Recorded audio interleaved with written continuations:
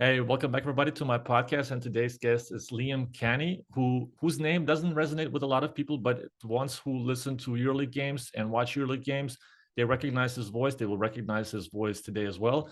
Today, we talked a lot about his background. You will be able to understand of where he's coming from and also understand how he prepares for the games, some underrated aspects of the preparation process, as well as some things that he does during the games, some funny stories along the way. This podcast has had a very, very good energy. I enjoyed talking to Liam a lot, and we had a fun time just reminiscing, exchanging stories, and talking about the game as fans. So listen in. If you enjoyed it, please share, please subscribe to this channel and comment, like it, everything else that you like to do with the YouTube episode, and also listen to the audio version as well.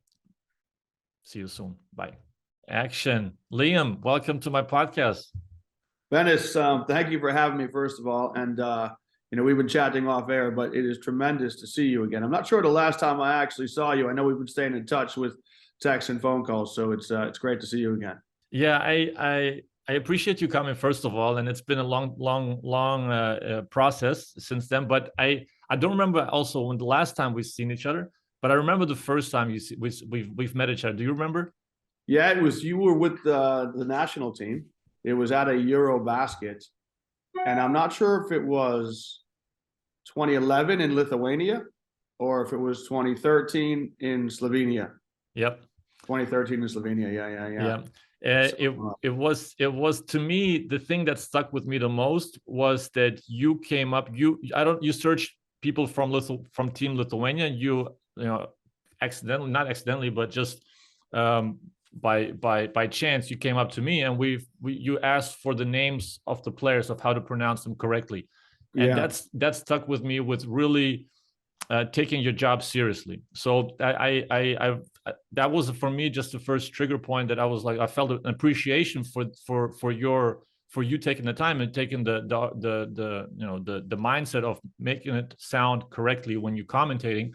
Do you remember that meeting, first of all? I do, of course. And that was always a big point of emphasis, when I was working for FIBA, and of course now with Euroleague. They always want you to make sure you get the names correctly. It's a mark of professionalism. And so working a tournament like Eurobasket or like a World Cup, you would always try to find either a media rep or an assistant coach who spoke English well enough for a team and say, look, could you just walk me through the pronunciation of these names? I just think it's a mark of professionalism to be able to call the players by the right names. Absolutely. I totally agree. And a lot of people take it for granted. I think that it's a necessity. It's also that the players or the listeners, they understand that, well, this is how it's supposed to sound. And the players who listen, because a lot of players watch EuroLeague, they watch the FIBA competitions, and they hear that this is the right way of doing things. I got to say, Benes, and you'll know this, with the Lithuanians, it's an easy task, because you could just say to any Lithuanian on the street, hey, could you help me say this name, Valančiūnas? And they know all the players. And so it's really easy if you've got a difficult name, like Butkevičius or something. Any Lithuanian on the street will be able to say what it is, because the players are so well known back in their home country, aren't they? Yeah, absolutely. I mean, they're hometown heroes, to just put it in the most simplest terms. But it's definitely Lithuania. There's basketball is number 1, number 2, and number 3 sport. So, well, one of my colleagues, this is going back a few years, Benes, was getting ready to go to a Eurobasket, and was doing research ahead of time, based here in London. I live in London, based in London, and so he called the Lithuanian embassy. And he said, listen, whoever the receptionist was, he says, could I speak to your cultural affairs officer or your cultural attaché? I just have a question. And the attaché was at lunch or something. So the receptionist said, can I help you? And he said, yeah, I'm just wondering how to pronounce the names of the Lithuanian team. And she said, well, just let's go through it. And so he didn't need to speak to an expert. He could just speak to any sort of Lithuanian to say, okay, these are how you say the names, which is a testament to, as you say, how much basketball is adored in that country. Yeah, it's also easy because most of the names end with an us or with the us. Well, Benes, just on that, I've got a quick anecdote. So I think it was in 2015. when Eurobasket was in a couple of different countries, but it came to came to Paris it came to Lille. Lille, That's right, yeah, for the kind of knockout stages, you know? Yep. So I had to find out the Polish names, which is another difficult task for an English speaker, you know? So again, I went to the gym, like I met you, in the morning, shoot around, and I found the press officer. Practice had just finished for the Polish team. They're kind of warming down, and all the guys are going to the line to shoot free throws, you know? So there's 12 guys on the team, as you can imagine. And so the press officer is helping me, you know, Mateusz Panika and Lukasz Kaszarek, and we're going through the names, you know. And as we're going through the names, every player kind of makes a free throw. You know, Marcin Gortat makes a free throw. So there's a bit of enthusiasm happening at the end of practice. And the press officer is saying to me, if I were you, I would leave now. I said, no, I just got a few more names to go through, you know. He goes, no, I'm telling you, you should leave now. Anyway, make a long story longer. All 12 of the players on the Polish team made a free throw at the end of practice. And they had a contract that if everyone on the team made a free throw, everyone had to run. The coaching staff, the physio, the press officer. And so Marcin Gortat, you know, who's a big personality, is there. And he's pointing at all the sound technicians in the stands and the media people. You're going to run, you're going to run. He starts pointing at me. And the press officer said, I tried to tell you, you know, you should leave. So there I am in my sort of, my tennis shoes, and I'm running suicides at the end of the Polish practice. Was it a suicide, or was it just up and down? It was a suicide. And you can imagine Gortat was just shouting at us, you know, come on, get the lead out. That's funny. So were the Polish names the most difficult to pronounce, or which names did you find? Yeah, they were tricky because I wouldn't necessarily see them during the course of a season. A lot of times, you know, when you work in a FIBA event, you might see a player during a Euroleague season. Yep. And so, I didn't see a lot of the Polish players. I remember Adam Horchanik wasn't too bad. You know, Panika, in those days, Panika was an up-and-coming talent. Yep. Wasn't too bad. And I think Lukasz Kaszarek was still playing in Italy, I think, in those days. So they were okay. But then when you get down to the reserve players that you hadn't seen, they were the ones that you really needed a hand with. Yeah. I'm sure. So usually I prepare 4 quarters, but today we're going to go old school. We're going to go off the cuff. I see that we're really into it off the cuff, and it's easy to talk to you, as it naturally would be, talking about commentating.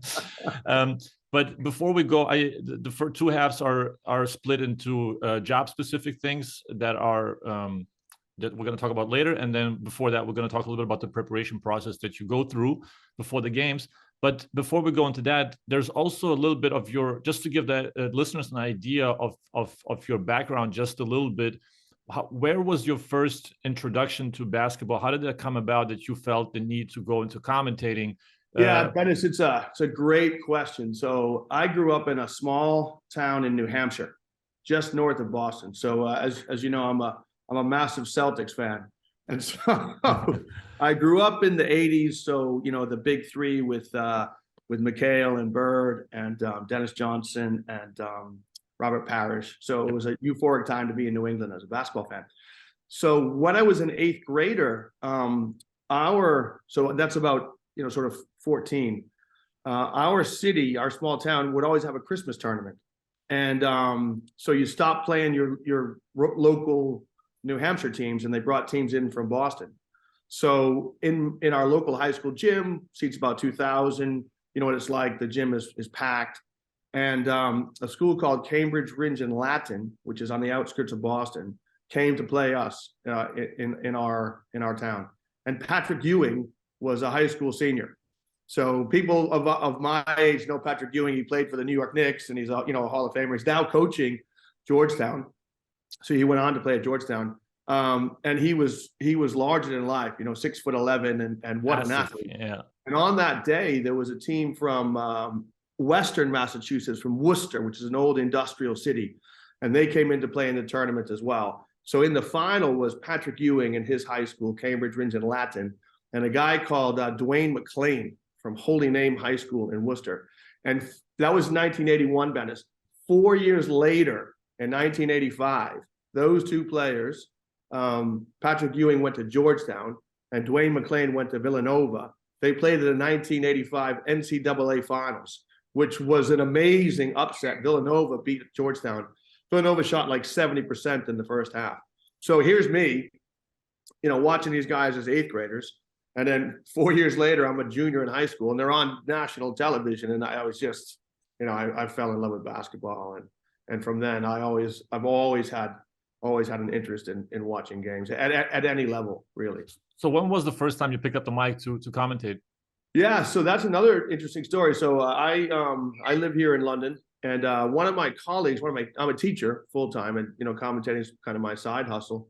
And so one of my teaching colleagues came in and said, "Hey, Euroleague is trying to really penetrate the British market. London is a massive city, about 12 million people, and as you were saying, I think maybe off air, Ben, it's like in Lithuania, basketball is number 1, number 2, number 3."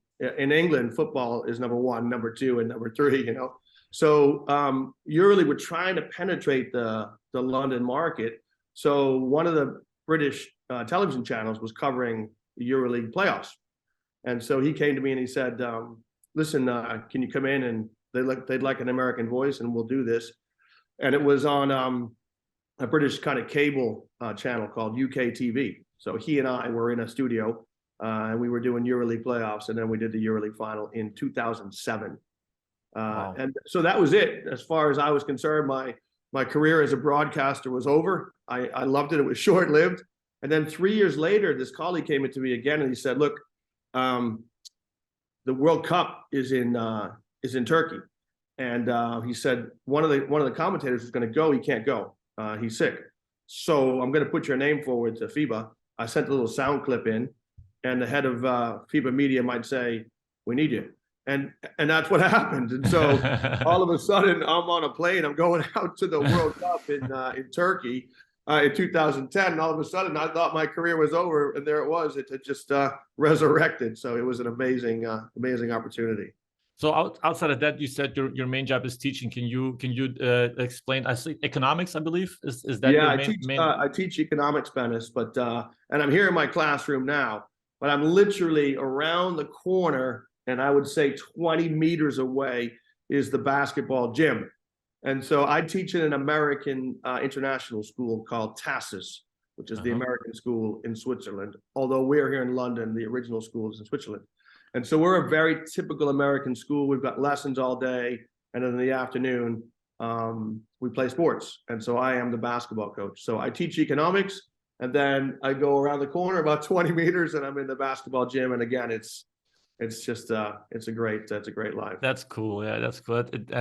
I always think back of my times in high school and college, and I have a really nostalgic feeling when I think about it. Just the enjoyment of being around people all day long, and then from school, from classes, you go straight into the gym and just to go into practices, and it's a 24/7 kind of lifestyle, just having students and the campus lifestyle in general was, I'm a college student at heart. I enjoyed the campus. I enjoyed walking around. You see everybody, you talk small talk here, you go to the cafeteria, everybody's talking. I mean, it's just, to me, campus life was the life.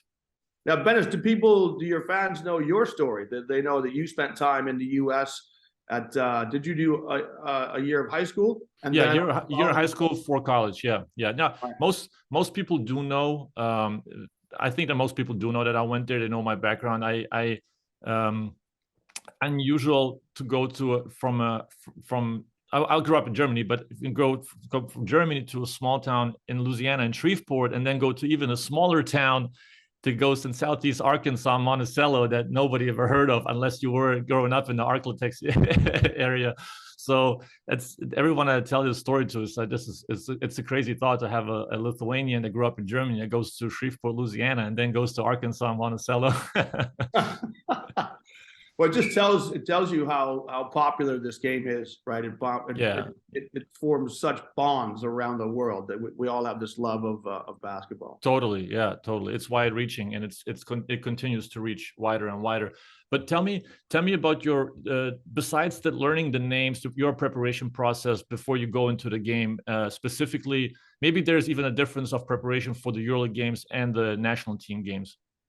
Yeah, with the national team games, it was always great because when I met you, I was also watching practice.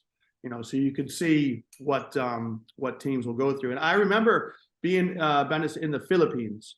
So we were in the Philippines for an Olympic qualifying tournament in 2000 and I think it was 2012. Was it? No, 2016. So 2016. Yep. And we were watching the Canadian. I say we, myself and my co-commentator, Mick Bett. We were watching the Canadian team practice.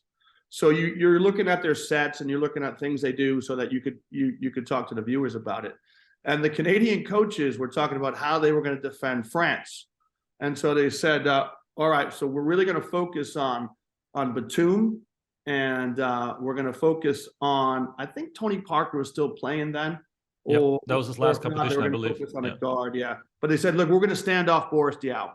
Okay, Boris Diaw, we think is a good passer. He's not a great shooter. So we're just going to take a big step off of him. We're going to try to limit his options passing.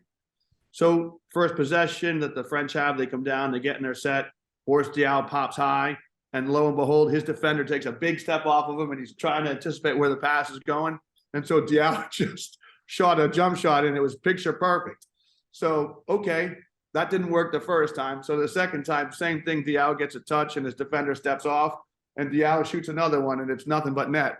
And so the two commentators are saying, well, the Canadians are going to have to think of a new defensive scheme because plan A, Diaw can shoot, So getting into the practices is really a good way to try to figure out what teams are doing, And then with the Euroleague, we do so many games, Benis, so you get to see teams play week in, week out. You kind of have an idea for what they're going to do. In saying that, Benis, all of a sudden, Alba Berlin come out and the box and one, which you might have seen when you were in high school. And as a high school coach, all of a sudden, Alba Berlin are using a box and one against Mike James and Monaco. And I'm thinking, yeah, wow, this goes all the way back to like church league basketball. When you try to neutralize the only guy who can score. So yeah, but I suppose the other thing too is having that long, deep knowledge of basketball, growing up as a youngster and watching college games, watching high school games, watching pro games. All that is a reservoir of knowledge that you could tap into when you see something on the floor. Yeah, and it has to be a collection of knowledge from the past. So there's a certain amount that you accumulate over, not only over watching practice, but also probably watching games outside of work. You probably educate yourself in a certain way to understand the tactics that they go through in practice, right? Absolutely. Last night I was watching. I'm a Notre Dame graduate, so I love watching Notre Dame play. So that last night they were playing Syracuse in an ACC game. And as you know, maybe the viewers know, Syracuse are renowned for this 2-3 zone. They've got long 6'8", 6'9" guys at the back of the zone, but they really come up high. It starts as a 2-3 zone, and then it looks almost like a 4-1 zone when the wings come really high. And so you're just watching games in a couple of games a week, and all of that stuff just goes back into your hard drive. Yeah, you're absolutely right. Yeah.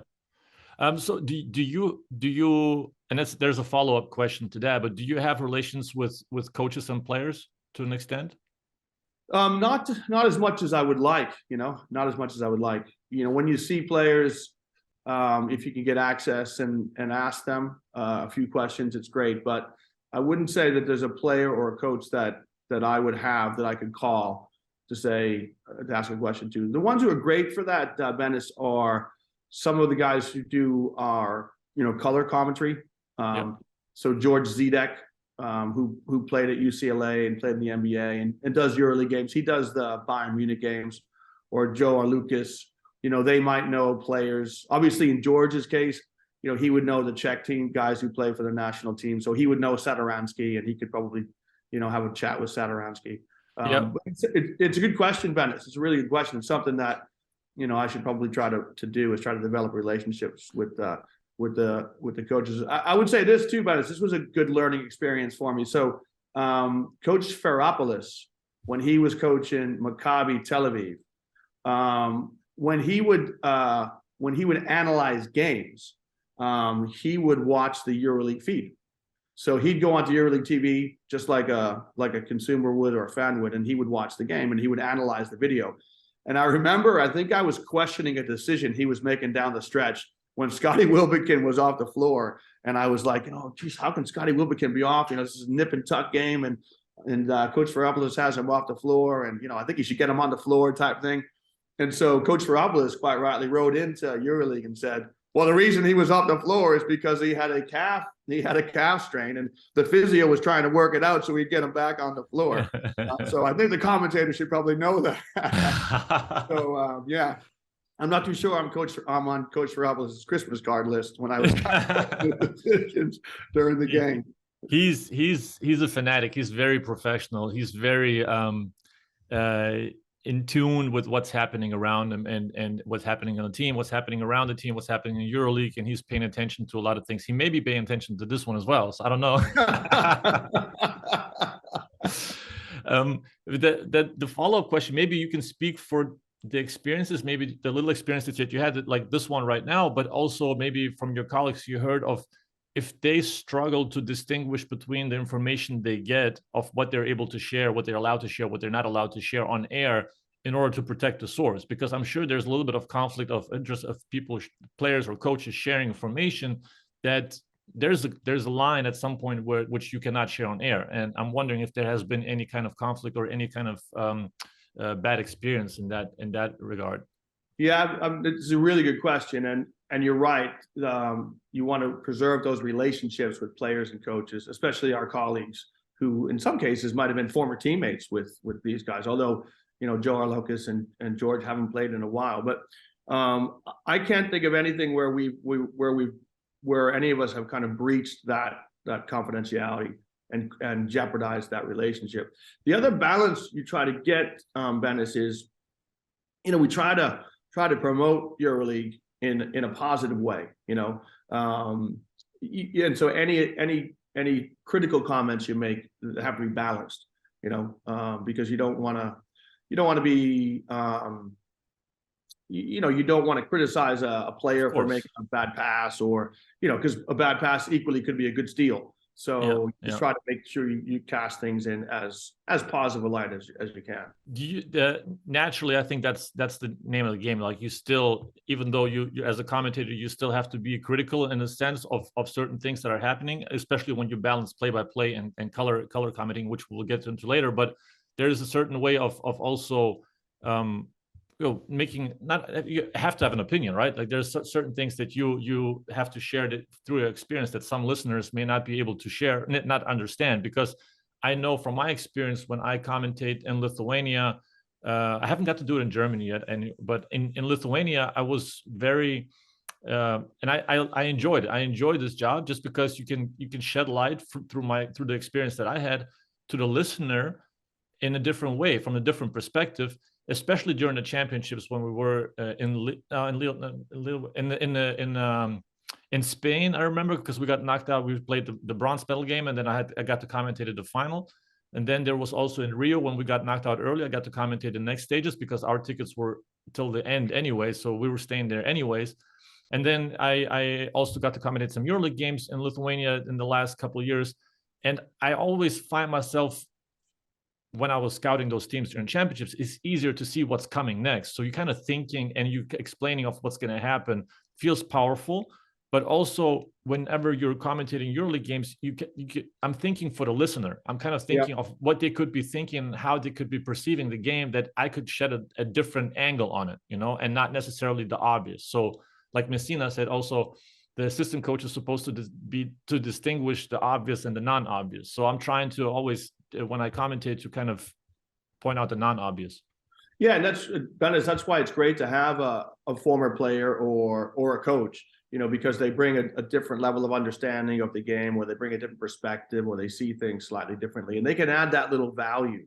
Yep. They can add. I remember, as an example, I think it was an interview after the Bologna Olympiacos game. And I think it might have been Shaquille McKissick who said, "Oh my God, we practice so hard that it makes games easier." And just those little nuggets of knowledge, all the inside that you get, that really kind of helps add value to a commentary or add value to your analysis. Okay, so before we go into the job specifics, especially the color and the play-by-play, the importance of learning a language and learning to say a sentence in each language during the game, how did you come up? Because I hear it every game from different countries that you commentate. You've by now you've commented probably every got to commentate every team, right? So from every country, Yeah. I'm sure you know a sentence or two in every country, in every language. How did you come about to select which sentence or which part of that you would like to have translated in order to use them in the game, and how are you ready for those to be used? Yeah, it's funny you should say that, Bennis, and it comes really from my day job. So I teach in it's an American school, but it's very international. So we've got students from all over the world and colleagues from all over the world. And I remember I was asking a Spanish student how to say a three, and he said, "Oh, you say it's a tree play." I said, "Okay." And then this Montenegrin student who was in the class is like, "Mr. Canny, why are you asking about that?" And I said, "Well, I'm doing a game tonight, and I'm doing a Spanish team against. I think I'm doing a Spanish team against Red Star." And he says, "Oh, well, it's Trojka in Serbian." So I said, "Oh, okay, that's great." And so I just used this word Trojka actually in a game that Bogdanovic, it was in the World Cup, I think in 2010. He made a three in a World Cup game. Not 2010, I beg your pardon, 2014 in Spain. And so Bogdanovic makes a three from distance, and I say he sinks the Trojka, and then all of a sudden it goes viral, So to answer your question, it really comes from my students. I've got kids from all over the world, and they'll give me little expressions. And then once people start hearing you say it, they'll say, "Hey, here's another one for you. You could try this." And I try to keep it nice and short and sweet. So Yeah. don't mispronounce things. And you were perfect. Obviously, I presume you speak German fluently. Yep. And Lithuanian, of course. Yep. And English. So you know what language acquisition is all about. Yeah. No, it's powerful. I learned Russian when I was in Russia, and that was also quite powerful when you're scouting teams, that you understand, you get the play calls. You're trying to understand the play calls, and the more languages you learn, that kind of helps me to learn other languages. So from Russian, I also got easier to pick up Serbian play calls. That because there's a similarity in the pronunciation and the words itself, and the more you learn, the easier it is to pick up in the timeouts what you're scouting for. So I'm also very intrigued when I hear it makes me smile, because it's also a very human side, but also a very the emotions come across the screen, and I think that's the point of it. So I'm always curious of which sayings are important for you to be translated in order to use them, because you don't know if you're going to use them or not, right? Exactly right. Yeah, and it's always kind of written down in a note somewhere, So I try to get it down on one page, so you'll have a sheet of who the key players are, what their stats are like, what the previous round results were, what the head-to-head between the teams, and in the margin I'll have something written down like an expression that I'll try to work in. So shortly before we go further, the things you have on the sheet, what are the most important things that you look for, or pointers for you to compare during the game? Yeah, it's another super question. You're looking for that little thing, Bennis, and you don't know when it's going to happen, that when it happens, you can bring it to the images at the right time. So somebody makes a three, and it's the first time they've made a three all season. You're looking for that little pearl that when it happens, you've got it right at your fingertips. And it just shows you. And Bennis, I can even see it now with commentators in other sports. You can see the research of the commentator when they have that specific fact that matches the image at the right time, right? So you got three things. You got the image, you got the fact, and you got to get it on time. That shows you that the commentator's really done his or her research. Yeah. No, it's not only research, but it's also the intuition to use it at the right time with the right intonation. Yeah, exactly right. Exactly right. So talk to me a little bit about the difference between color commentating and play-by-play for the listeners who don't know the difference, but also maybe there's some, because you have to do it by yourself most of the time, and you have to balance the two.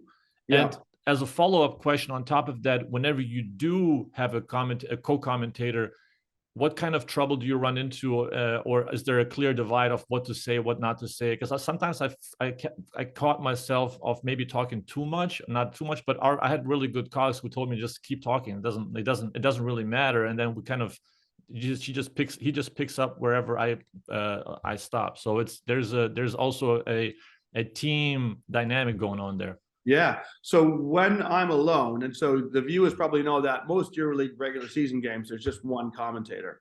So, and we have a new acting CEO of EuroLeague, Marshall Glickman, and the instructions that we've received is to add some analytical comments, right? Not just be a radio commentator. So that's the other thing. Radio commentator, you're trying to be as descriptive as you can because the viewer doesn't see the images. But when you're doing television commentary, the viewer can see the images. You're trying to do just enough to tell the story without talking too much. But when we're alone, we want to throw in some sort of analytical comment, right? It's not just Jones passes to Smith and Smith lays it in. It's, okay, what sort of defense is the team playing? Have they changed? And sometimes we're seeing some zone now, Bennis, right? So teams are switching from straight man into zone, sometimes coming out of a timeout. So you're always looking for changes in the game that you could bring value to, and you're looking for things like, and you can relate to this as a player. Wow, that was an amazing piece of skill. That's not just a routine rhythm jump shot that you could make in practice. That is, born out of years of practice that someone's created off the dribble. They've made separation. So, as basketball fans, we can appreciate when the skill level is really high. And so I think you want to not just talk about what was made, but also the quality of the particular play, So when we're alone, to answer your question, I think you're trying to get the balance of, telling the story and then bring a layer of analysis on top of that as well.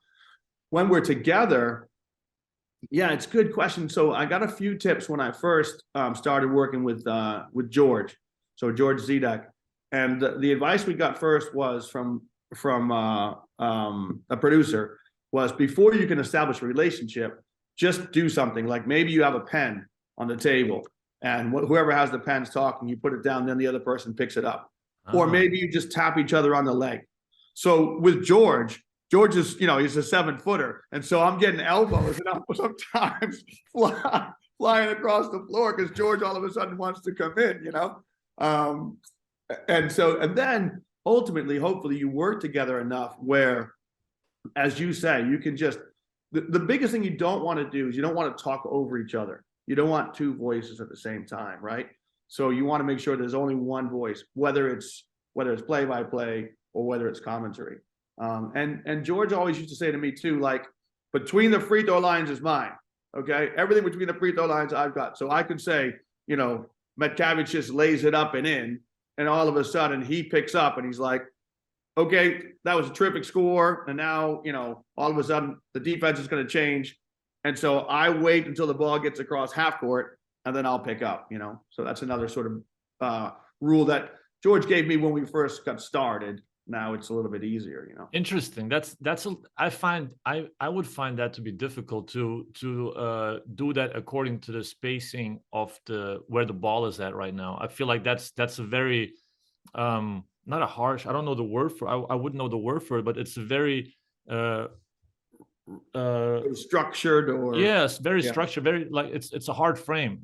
Maybe that's the best way to say it. But yeah, I think he probably said that just when we first started working together, and then, as you know, once you work together, you can become more fluid. And then one of my other commentators, a guy called Mick Bett, who would do co-commentary, he's like, you just go, and he could tell by how the intonation in my voice would change. Like, you're going to come to a natural pause, and then he would come in.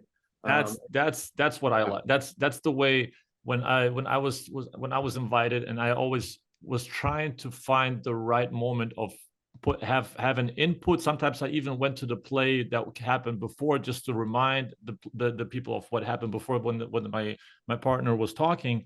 But I find that way more natural and a more fluid exchange of information in terms of what I can bring to the table. And I tap him if there's something that I saw that maybe is of value to the viewer. Yeah, absolutely right. Yeah, absolutely right. And I think the play-by-play is easier in many ways, Venice, because when you're doing color, you got to get in and out, right? In and out. short and sharp or quick. Obviously, during timeouts, now you've got a lot more scope. And during timeouts, I would generally always turn it over to the analyst to say, okay, we're going to go look at Maccabi Tel Aviv's timeout here. What do you think the coach is going to do here? Or coming out of this timeout, what do you think you're going to see? And then let the analyst kind of take over. And that's one thing that is a difference also between NBA and EuroLeague, which I love. And the coaches in NBA are fighting that the timeouts are not being filmed. In EuroLeague, it's all out there. So usually when I scout or when I was preparing the opponent, and I was always watching the timeouts, because you pick up play calls, you pick up their plays or whatever. And it helps you to get a little bit better picture of what's going to happen obviously next. And when I'm commentating, I also listen. I tell the viewers, or let's listen to what they have to say, and then I try to translate it to the viewers to see what's going to happen, and that makes it easier. There is value in the timeout that we need to listen to, so I don't necessarily have to commentate over that. Yeah, and the beauty sometimes too, and I learned this from some feedback once from a viewer. I think I was listening to a Crvena Zvezda timeout, which was in Serbian. And I was kind of talking over it. And of course, Serbian viewers could understand what's being said, so they want to listen. And then, as you say, having an analyst who could translate is gold dust, really. The other thing too, but it's just kind of moving sideways, and about sort of, just as you open up the question about access. So I'm a huge baseball fan. Obviously you've spent time in the US, and when I get home in the summertime to Boston, I love watching baseball. So I was watching a game in the Red Sox against the Houston Astros. And so all of a sudden an Astros second baseman had a mic on his uniform, and he's chatting to the commentators as the game's going on, right? And so all of a sudden the ball gets hit, and he says, okay, I'm going to go to second, now we're going to turn two, and he moves over to second base, he catches it, and he throws to first. And it's a routine double play, but he's talking play by play as he's actually making the play. Wow, unbelievable, And so I think this is great for fans, and I know Marshall Glickman at Euroleague is looking for ways to try to get more access to the game, to the players, so the viewers can get a better experience. Yeah, no, it definitely brings value to the table when you have a little bit more of an input of the team itself, of the tactical side, but also the team side in terms of the dynamics, the substitution patterns, anything that you can kind of foreshadow, as you say, as it happens, and also explain of why it's happening. And I think there's a little bit more of a substance behind it, I think, going forward. Absolutely. So if there is an underrated part of the commentating job that you think that people are not aware of, what would it be? Yeah, it's the research, Venice. It's the grunt work. It's pouring through stats. It's looking at finding out injury reports, finding out players who change. So for instance, as you know, Žalgiris have made a change. Unfortunately, Keenan Evans, what a marvelous season he was having, and with that Achilles injury, let's hope that he recovers back to his full fitness. But now all of a sudden a new player comes in, and you've got to find out about that player, and they've also, Žalgiris have also signed Polonara, so you've got to find out, you get ready for a new game when there's a roster change. So these are things you just got to be aware of. I think that's the underappreciated stuff, is having your finger on the pulse, making sure of personnel changes, doing your research, and then having it ready as and when it presents itself. Yeah, that sounds like a grind. It's the journalistic work behind the scenes that you have to be on top of it, and probably searching Twitter maybe for information that's current, and just be always on the contemporary side of things. Yeah, and today's day and age too, Dennis, there's so much available. The sources that we plug into, Basket News, I think, is something that we use. Euro Hoops, we use. You might listen to our podcast, but you have to be careful, because you have to find out what's the value of the source. What's the truthfulness of the source, because even though information is immediately accessible, you're always looking for, as any good journalist is, how reliable is this source? Yeah. Sources are important to research and to know that the information is actually solid, and it's not just hanging out there and put out there just as a clickbait. Yeah. Is there any Final Four that comes to mind that it's most memorable to you, that you enjoyed the most commentating and just watching and remembering? And I'm hoping you're not going to say what I'm thinking of. Well, it's funny because again, we were in Lille, and it's the Eurobasket 2015, and it was in an outdoor stadium which was converted. It was the Lille football stadium, which was converted, half of it for the basketball. And we were doing France in the knockout stage. I can't remember who we were doing, but you heard the Marseillaise sung before the game, and so you've got 20,000 French fans singing, and flags are waving, and everything's great, and it's fantastic. And the hairs are starting to stick up on the. I'm not even French, and my co-commentator just kind of hit me a little bit, Macbeth. And the way my chair was, we're up on a sort of platform. The chair moved slightly, and it fell into a crevice between two platforms. So I'm going sideways, just as I'm supposed to come in with. And okay, the national anthems are over. We're going to go live. And so he literally has to grab me, and the person next to me, they propped me up. And it was seamless, I hope, to the people who were watching. But I was hanging on for dear life because I was about to go sideways. Yeah. What was your thought? What were you thinking? So before I get into what I was thinking, that I was hoping you're not going to say. There's two tidbits here. One nugget is that I'm hearing that there is plans that the Olympics in Paris, that they're going to have this basketball stage in Lille, the preliminary stages in that exact stadium. So that's something to be aware of. But did you feel a difference, obviously, to soak up the emotions when you commentate live, and in comparison to in studio? There's a difference of how you see the game and how you absorb the game. Is there a much more natural flow of information coming to you? Yeah, absolutely. And so there's a lot to that question, Benison. And the short answer is yes. It's always better to be live. So I was in Belgrade earlier this year in October, and I did 2 games in the Stark Arena, which is unbelievable. Put it on your sporting. I don't know if you get a chance to get there, obviously, in your capacity as a scout, but to any viewers, just put that down on your sporting bucket list to get to the Stark Arena and watch either Partizan or Red Star play. Obviously, this year it's Partizan who are playing there, and Red Star playing in the Nikolic. But it is just a mesmerizing experience. But what you have to remember is that, and it's tricky, because you're taking in everything in the arena, all the fans and the ambiance and what's happening on the benches. And you can see a coach maybe having an argument with a player, or you can see a physio maybe looking at a player. The viewers only see what's on the screen. And so, as you know, having done this job, you've got a screen in front of you, and you have to speak to the images of what's on the screen, because the viewer and you have to be in sync. So you might say something like, okay, fans, you can't see right now, but one of the players is getting attention from the physio. And if you've got a good producer or a good director, they'll pick up on that and they'll change the images, and so the viewer can see that. So that's one thing you really have to be careful of. It's always better to be live, but you've got to have more discipline that you're looking at the screen. And so when I first started this job, years ago, one of the producers who came down to me and put a sticky note on the screen, look at the screen. Because, first and foremost, Ben, is I'm a fan, right? I'm a fan. And I want to see what's happening, what's going on. And I'll tell you a really funny story too, which, do we have time? Are we okay? Of course. Yes. Yeah. So it was in 2010 World Cup live in Izmir. It was group stages.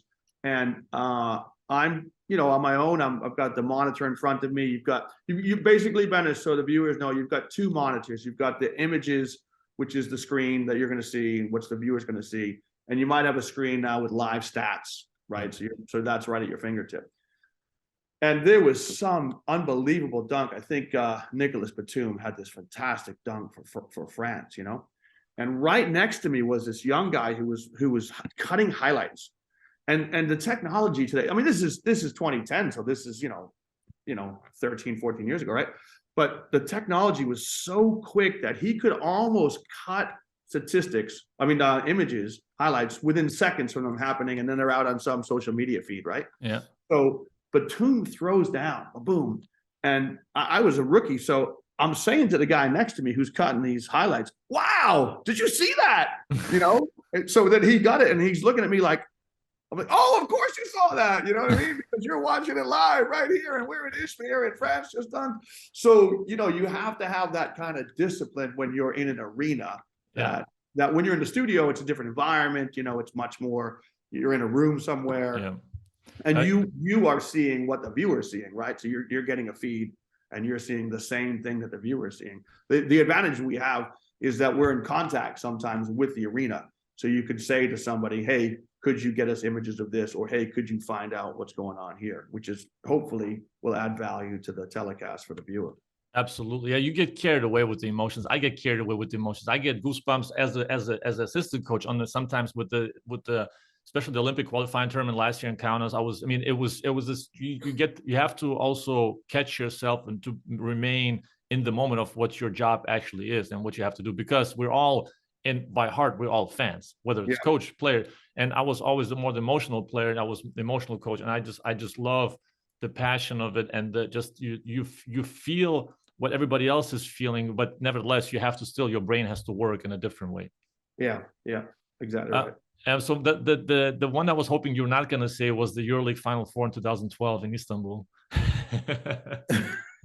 That was a traumatic experience for me personally because of the miraculous comeback by Olympiacos in the final, and I'm sure that the commentating section was I don't know who commentated it. Yeah, I wasn't at that Final Four. Yeah. So but it remains a classic from a neutral. Obviously, Benes, you had a vested interest. You were there as a coach on the CSKA bench, but it remains a kind of classic, doesn't it? That huge comeback from Olympiacos. It felt like Olympiacos was made reborn, and then they won the next year again in London. So it was kind of like I wonder if we would have beaten them that year, if they would have actually won it the next year, because there's a different kind of confidence you go into with, and they were an underdog that year, and then the next year they were not an underdog anymore.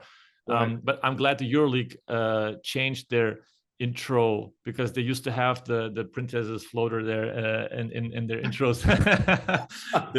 they managed to change it. I'm very happy about that.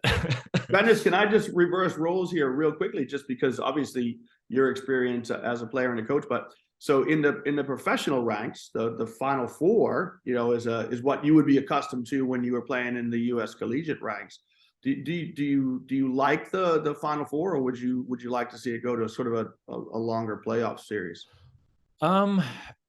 It's a very touch and go question. It's like just taking all the financials out of the way and just pure basketball, because there's also an interest in the playoff series where the teams play at home, away. There's a different incentive there. But if we're just talking about pure basketball, pure pressure, obviously, if you want to keep it fair, you can make it a series. I think that it's more about the what you earned in a regular season, what you earned in the playoffs. You also have to be rewarded for in the final stages of home and away. That if you you played a really good regular season, you are in the first place, then you should have home court advantage till the end, because that's the essence of the game, and that's where it's everywhere else it's like that as well. But what makes it special is that you give it a chance, you give it a go for the underdog, and and it's probably a bigger advantage for the underdog just because of the less pressure. We saw it with Olympiacos, as we talked about. We saw it with Maccabi in the past, which they were not the favorites going into the Final Four, and they emerge themselves in that moment, because the pressure goes with the winning team, with the big teams, with the ones that are the clear favorite, and there's a need to win, there's a must-win situation. So I think it includes the smaller teams that wouldn't have a chance probably playing on a road, start on a road with two road games, or however long you make the series. Maybe you make a best of 5 or whatever, best of 7. But I think I'm very 50-50 on it, but I think the Final Four would probably still win over, just because of the event itself, the event of everybody. It's a culmination. It's a culmination of basketball, culmination of passion, the fans, all the teams come together, and you have to be locked in. If you are the best team, you have to not only be the best team physically and shape-wise and tactically, but also mentally, because you have to deal with the underdogs coming at you. So I think that this is if you win it as a favorite and you go through, it shows that you are the clear favorite and you're the mentally strongest, you're the most talented, you're the most prepared, and you deserve to win it. So there's a part of me that maybe would like to see a series, and some say, but in some sense, I think that the Final Four is a much more enjoyable event for everybody involved. And we're going to Kaunas this year. Yeah, and so hopefully you'll be there. Let's go Kaunas. I'll be there. I'll be there for sure. So we talked about the events, but also let's talk about if there is a particular, we talked about it off air a little bit, a particular team that you enjoy watching and enjoy commentating, and that kind of sticks with you, or in the past that stuck with you that you always enjoyed commentating. Yeah. So you and I were chatting off air, and Olympiacos this season are just, at times, the word I would use, Benes, is they're unplayable. You know, when they are flowing offensively and they're moving and the ball is going through multiple sets of hands and they're finding weaknesses in the defense. They're just so difficult to cope with defensively, but it's beautiful basketball. You know, it's beautiful basketball. And I remember watching, the only team I haven't done this year, actually I did very early in the season, but I haven't done much of them, is Alba. And watching Alba over the years, Alba Berlin, obviously where you live, oh my days, the basketball is stunning. You know, the way they get out in transition and they move so quickly, they are just beautiful to watch. And I think it was Rokas Gudraitis who, was Gudraitis at Berlin for a period of time? Yes, he was. Yeah, I think when he was interviewed after a game, he said, you know, they just played beautiful basketball. So it's difficult to play against, but it's beautiful to watch. And I remember last year, not so much this year, Benes, but I remember last year watching Barcelona, watching the way that Coach Jesse Kavicius had them playing defense. Mm-hmm. You know, that was a talented group of players. You know, arguably the most talented team in the Euroleague, but they played defense with such intensity and such ferocity. So for Coach Jesse Kavicius to get them to buy into playing defense, I was just so impressed with how hard they played last season.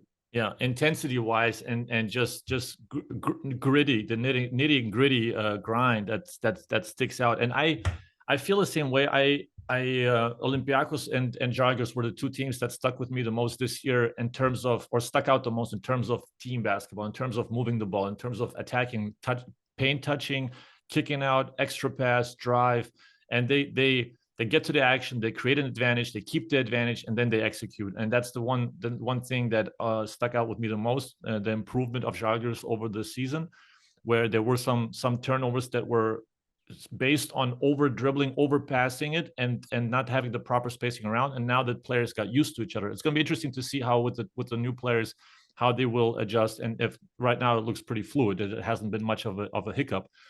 Same thing with Olympiacos. They move the ball side to side very easily and very, very systematically, and then they find the loopholes to attack. Talking about the other teams, where you said you caught Alba at the right time too, because early on in the season when they started off on the high. You know, they were rolling right away, and then they got a little bit of a hole. But that's the mindset of Alba. That's why it's so hard to play against them, because they play the same way every time, and the mindset of the players is the same. The shooting mentality is the same. They don't get subbed out if they miss, or if they miss two in a row. They all know that they have the green light to shoot. That's what makes it dangerous, and automatically the percentages rise. Yeah. So the difference in every team that you see, and this year specifically, the how close it is. You're in the top tier of teams. If you lose 3 in a row and other teams win, you might be at the end of the playoffs. You might be at 8th or 9th. So it's a very, very, very close competition this year. And you have different styles of basketball where you if you look at FS and Monaco, for example, it's very mismatch based, and finding the mismatch, getting the switch, and then just go. You know, maybe closer to the NBA style than it is to European style in essence, because they have the players to create off the dribble. They have the players to go inside the paint and into the teeth of the defense. So it's a very, very interesting mix of teams this year that I enjoy watching. Yeah, there's great parity, isn't there, in the league? There's tremendous parity. Yeah. In that COVID season, if you remember, Anadolu were running away with the regular season before we had to bring everything to a pause. But you're right, this year there's tremendous parity within really the first. If you're still in the 12th or 13th, there's still a good chance that you could get yourself into the playoffs. Absolutely. Nobody. I wouldn't count anybody out yet. I mean, it's still there's still enough time that somebody could get hot, but it's obviously the ones that are already in the playoffs, they're gonna try to hold on to those spots as well as possible. Yeah. Are you ready for my ATOs that I throw at everybody for a quick some quick hitters for you? Some questions. Okay. Usually the name Canny and Quick don't go in the same sentence. But I'll give it my best shot. All right. So if you could choose one past NBA game to commentate from historically, one game, which would it be? Oh wow, it would have to be a Celtics Lakers game. Venice, we grew up with a guy called Johnny Most, right? And Johnny Most had this gravelly voice. He smoked cigarettes for his whole life, and he was the radio announcer for the Celtics. Obviously, I know you've got a Celtics connection, but have you heard any Johnny Most telecasts at all? No, I haven't. I'll send you some clips. Okay. And he's got some famous ones, which is like, and Henderson steals the ball. Oh, yeah, I know that Johnny one. Most, or Bird steals the ball. Yeah, so I would like to put myself in Johnny Mo's seat to do whatever game he was doing. Yeah, that's a good one. Celtics Lakers rivalry. Yeah. And sit in that little balcony above the parquet. Absolutely right. Yeah, that would be cool. Okay, the same thing for Euroleague team of the past, Euroleague game that you would like to have commentated. I was so lucky because I did Micic's 3. In the semifinal to win the semifinal, and I would like to redo it. Ben, I'd like to go back because, of course, Micic is from Belgrade, right? So Belgrade's favorite son makes a 3 in front of his home fans.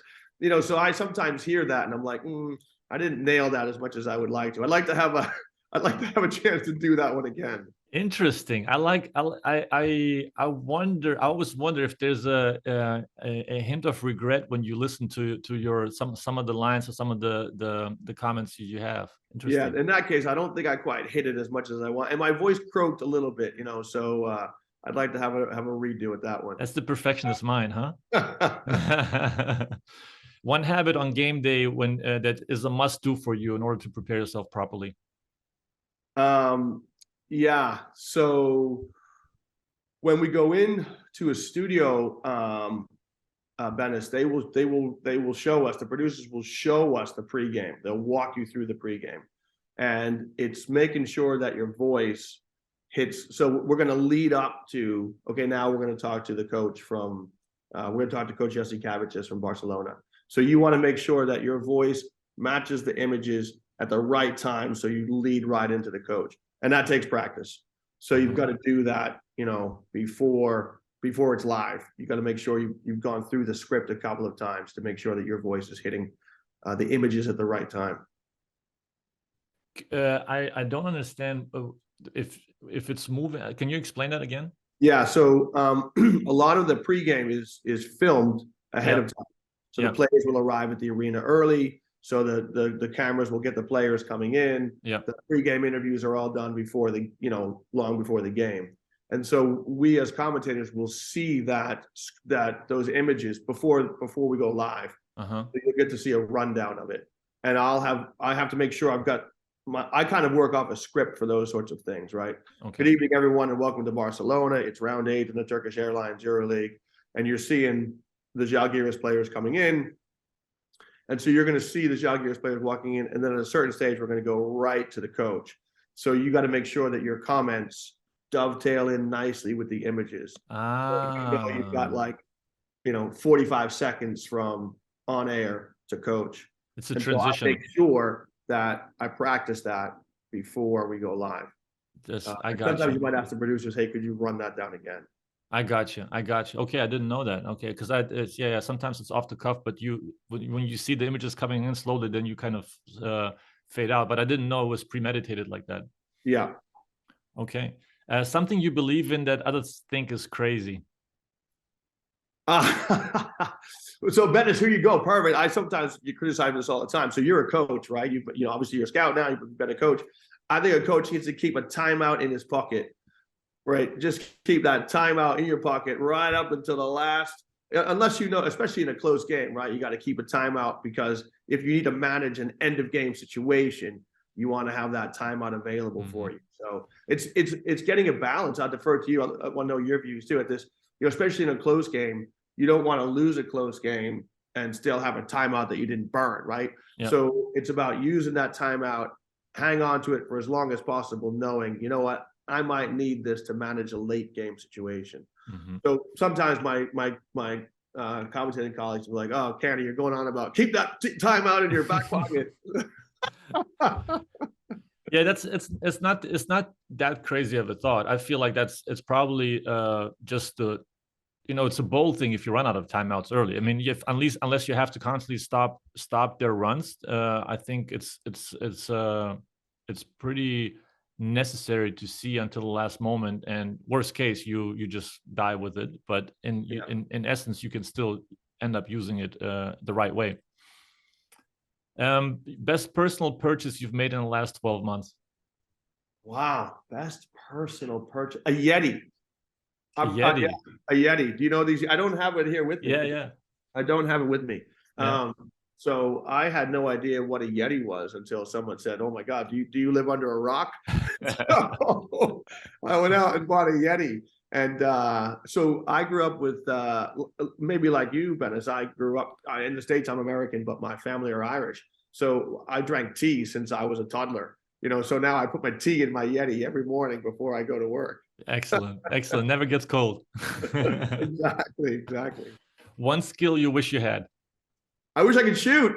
So Bennett, I was growing up, I went to all boys high school and I played on the basketball team. And I was the 16th man on a 15-man team, right? The 14th guy, he got his minute and mine because I couldn't shoot.